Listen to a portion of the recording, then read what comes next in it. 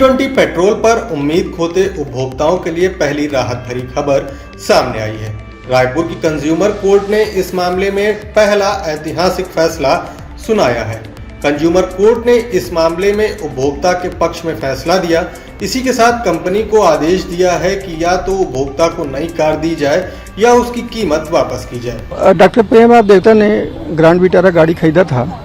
गाड़ी खरीदने के बाद में ही वो कुछ किलोमीटर चलने के बाद 21,000 किलोमीटर चलने के बाद में उसमें समस्या आ गया, वो गाड़ी बंद हो जाती थी। उसके इंजन में ऐसा जो इंडिकेशन रहता है डैशबोर्ड में, उसमें आता था कि इंजन में प्रॉब्लम है। तो उसके लिए उन्होंने कंपनी को दिखाया, लेकिन वो ठीक हुआ नहीं।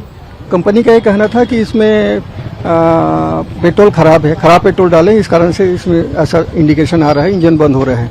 तो कंपनी के द्वारा ही उसको दूसरा पेट्रोल डाल करके दिए, लेकिन 60 किलोमीटर के बाद में फिर बंद हो गया। फिर उसके बाद ले गए और उसके बाद में फिर ये समस्या है, तो फिर दूसरा पेट्रोल डाले, उसके बाद फिर बंद हो गया। तो हमने न्यायालय समक्ष सभी बात को रखे थे कि ये गाड़ी में समस्या आ रही है, और तो सब दस्तावेज, उनके डॉक्यूमेंट, हमारे डॉक्यूमेंट, हमने गाड़ी को वहाँ से सर्विसिंग के लिए जमा किए, फिर वापस लिए सभी दस्तावेज। और उस बीच में कंपनी को हमने लेटर लिखा था, पेट्रोल पंप को लेटर ले, सभी दस्तावेज हमने न्यायालय समक्ष रखा था।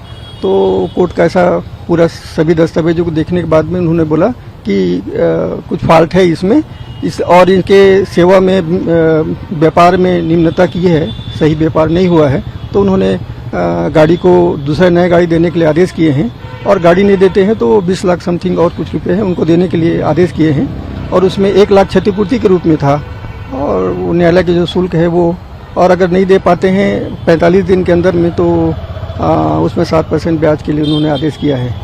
ये इतनी बात है उसमें। सर, ब्लेंडिंग से रिलेटेड कुछ फॉल्ट था, ऐसी बातें आई हैं, गाड़ी कंपैटिबल नहीं थी, जो ब्लेंडिंग है उसको नहीं। हम तो देखिए, हम एक्सपर्ट नहीं हैं, हम लीगल बात को करें। यदि हमारी गाड़ी खराब हो जाती है, अगर वो बनने लायक है तो बना दीजिए। हमने सर्विसिंग सेंटर में इसलिए दिया था, लेकिन वो बनने लायक नहीं था। बार बार सर्विसिंग करने के बाद में भी वो चालू नहीं हुआ।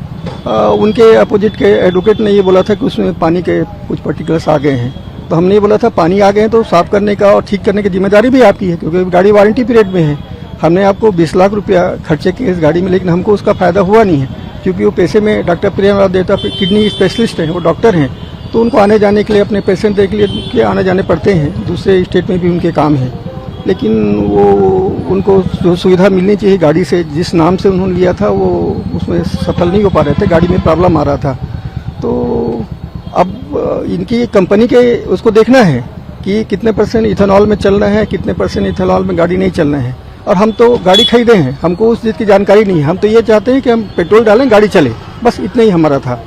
लेकिन गाड़ी में समस्या है तो फिर बाद में खुलती आई कि गाड़ी जो गवर्नमेंट ने बना रहे हैं वो 10% इथेनॉल का बना रहे, बाद में 20% के लिए वो उपयुक्त है कि नहीं है, ये सब बातें हैं। लेकिन हम कुल मिलाकर के ये बोलेंगे, गाड़ी हमारी बंद हो गई पेट्रोल डालने के बाद में, तो जो प्रॉब्लम है वो इंजन का प्रॉब्लम है या गाड़ी का प्रॉब्लम है, उसको बना के उनको देना चाहिए। अब कोर्ट ने तो अब निर्णय ले लिया है, नई गाड़ी रिप्लेस के लिए आदेश कर दिए हैं। सर, पूरे केस के दौरान क्या चीजें सामने आई कि गाड़ी कंपैटिबल थी कि नहीं? सर, ऐसी बातें आ रही कि पुरानी थी, मतलब नहीं। माननीय न्यायालय के द्वारा भी जो दस्तावेज पेश किए, उसमें भी ये बात की फाइंडिंग है कि 17 महीने पुरानी गाड़ी है वो। हमने 3/6/2024 को गाड़ी लिए थे, वो 2023 की गाड़ी है वो, ये आया है फाइंडिंग उसमें। तो नया गाड़ी देना चाहिए उसको, और वो अभी के जो पेट्रोल में जितना इथेनॉल लगा हो, जो मिक्स होता है, उसमें चलने लायक गाड़ी होना चाहिए, बस इतना ही था उसमें। वो कंपैटिबल नहीं थी सर? हाँ जी नहीं। सर, ये लैंडमार्क डिसीजन साबित हो सकता है, देश भर में पहला ऐसा केस देखने आया है रायपुर में, तो कैसा देखते हैं सर? कोई सजेशन अगर? अब देखिए, जो व्यक्ति गाड़ी लेता है अपने उपयोग के लिए लेता है, क्योंकि नेक्सा है, मारुति है, काफ़ी इंडिया में काफ़ी फेमस गाड़ियां हैं, इसमें कोई भी शिकायत कंज्यूमर को नहीं मिलना चाहिए। अगर कोई समस्या है तो, या आ सकता है, तो उसको इंडिकेट करना चाहिए कि ये फला समस्या गाड़ी में है। और हम तो पैसा दिए हैं, तो हमारे पक्षकार ने पैसा दिए है तो अच्छा गाड़ी लेना चाहता है वो। बाकी जो समस्या है उसको कंपनी को सॉल्व करना चाहिए।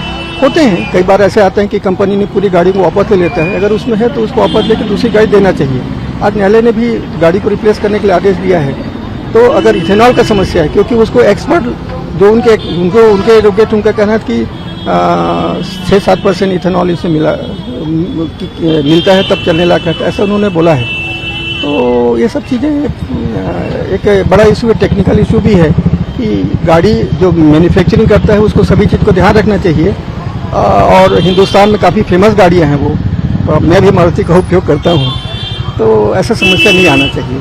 सर कोर्ट ने जजमेंट के दौरान क्या ऑब्जर्वेशन दिया सर? नहीं, उन्होंने तो पाया कि एक तो ये है कि पुरानी गाड़ी इन्होंने बेचा, 2023 का मॉडल है, 2024 में बेचा, उनको नहीं बेचना चाहिए। और उन्होंने जो 20% एथेनॉल के बारे में, चलने लायक गाड़ी के बारे में उन्होंने अपने आदेश में लिखा भी है कि अभी जो गाड़ी इनको दें वो 20% इथेनॉल में चलने लायक हो, ऐसा भी दिए हैं। तो कुल मिलाकर के इथेनॉल की मात्रा के संबंध में ही ज़्यादा इसमें आया, फोकस हुआ है वो। क्योंकि अगर 20% के अभी जो पेट्रोल पंप में 20% मान लो मिल रहे हैं, उसमें हमारी गाड़ी चलनी चाहिए।